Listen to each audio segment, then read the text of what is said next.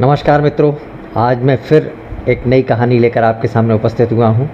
मैंने सुना है कि एक गांव में एक व्यक्ति रहता था, उसके पास एक घोड़ा था। एक बार उनको कहीं जाना था तो वह अपनी पत्नी के सहित घोड़े पर सवार होकर दूसरे गांव को चल दिया।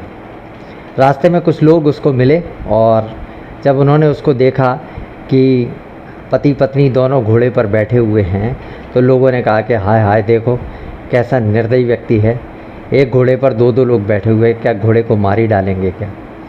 इतना सुनना था कि पति जो है घोड़े से उतर गया और पैदल चलने लगा। उसने पत्नी को घोड़े पर ही बैठे रहने दिया। आगे चलकर कुछ औरतें मिली और औरतों ने जब ये देखा कि पत्नी जो है घोड़े पर बैठी है और पति जो है पैदल चल रहा है तो उन्होंने कहा कि हाय हाय, देखो कैसा ज़माना आ गया है, कैसी बेशर्म औरत है। पति तो पैदल चल रहा है और पत्नी जो है मज़े से घोड़े पर बैठी हुई है। इतना सुनना था तो उसकी पत्नी जो है वो घोड़े से उतर गई और पति को उसने घोड़े पर बिठा दिया।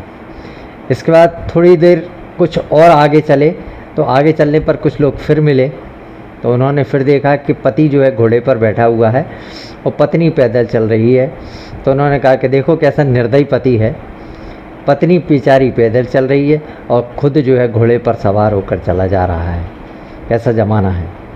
इतना सुनकर वो व्यक्ति जो है घोड़े से उतर गया और पति पत्नी दोनों पैदल चलने लगे घोड़े के साथ साथ। गांव में पहुंचे ही थे कि गांव में फिर कुछ लोग मिले और उन्होंने देखा कि घोड़े के साथ में पति पत्नी दोनों पैदल चले आ रहे हैं।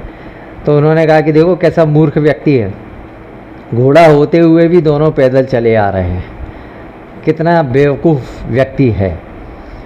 इतना सुनना था कि व्यक्ति को ऐसा लगा कि जो है आप चाहे घोड़े पर बैठो चाहे ना बैठो, चाहे किसी को बिठाओ, लोग तो कुछ ना कुछ कहेंगे।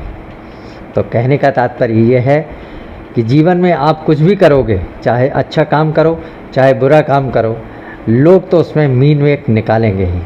अगर आपने लोगों की परवाह की तो आप जीवन में कुछ नहीं कर पाएंगे, क्योंकि लोग तो कहेंगे ही। इसलिए दूसरे की बातों पर ध्यान ना दें, अपने लक्ष्य को निर्धारित करें और लक्ष्य के प्रति समर्पित होकर, मजबूत होकर, दृढ़ संकल्प होकर उसके प्रति मेहनत करें। निश्चित रूप से आप लक्ष्य को पाएंगे और ये ना सोचें कि लोग क्या कहेंगे।